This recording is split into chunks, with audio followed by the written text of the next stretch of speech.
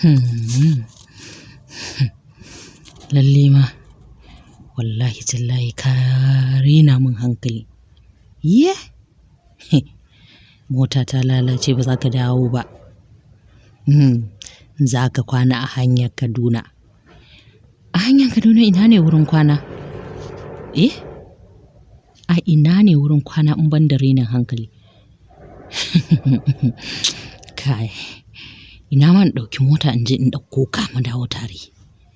Me yasa ba za a ce in ɗauki drop in ɗauko ka mu dawo tare ba?